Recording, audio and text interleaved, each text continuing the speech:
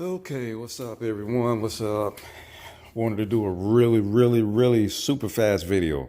Probably the fastest video I'll ever do. Uh, get straight to the point.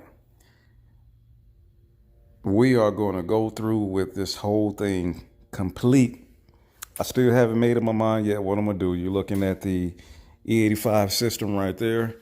I apologize because my phone isn't going to get everything in this video, but I put the car on jack stands last night. As you can see, it's in the air. You can see my, can't think right now. You can see my exhaust pipe hanging. I went ahead and removed my headers earlier today, and I got up underneath the car to see how I'm going to get the motor free from the transmission, and this thing is coming out. It's going to come out, O-U-T, out.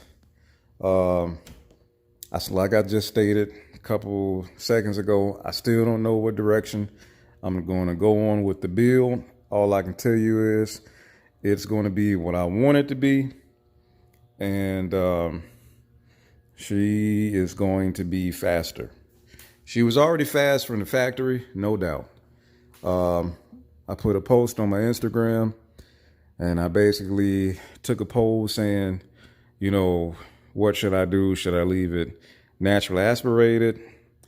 Should I make it a supercharged LT1? Should I make it a turbocharged LT1? Or should I swap the motor? Because I know there's a couple of motors out there that are heavy hitters, and if you price it out, you're basically spending the same amount of money.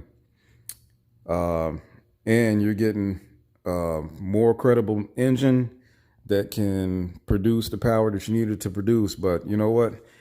The LT1 is a good platform, and there's plenty of people with Camaros, with the Corvettes, that are making a lot of power just by simple modifications. So right now, my goal is to keep my bottom end.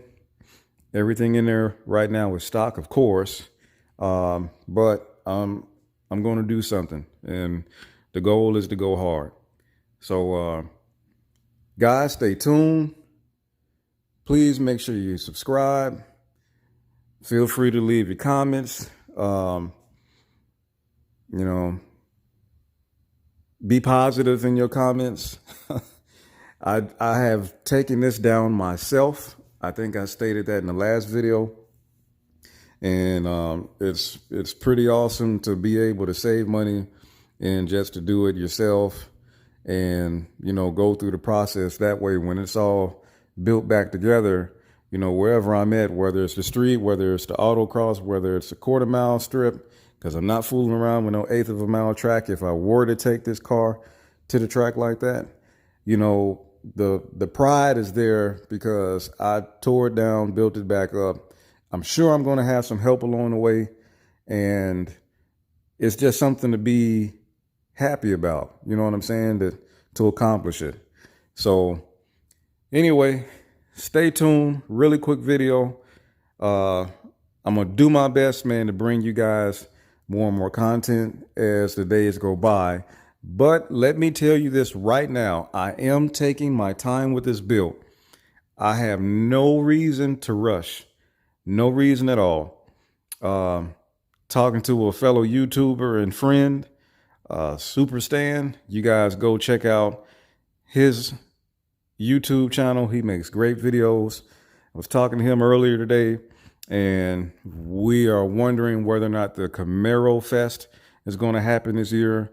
If it does happen, my car probably will not be ready for that. But my car should be up and running, hopefully, by the fall. All right. So I'm in Texas. I can at least travel 30 minutes and take it to a track and do some runs. I have talked to a few shops to get some parts and things like that for the build. So who knows what's going to happen. But good things. Wait a minute. Hold on. Great things are in store. All right. So appreciate you guys checking out the video. I'm just going to show that baby right there. LT1, 376 cubic inches. All right. Change is coming. Hopefully this motor will be pulled out by not this upcoming weekend, but the weekend after next, so I can really get to work on it. Appreciate you guys checking out the video.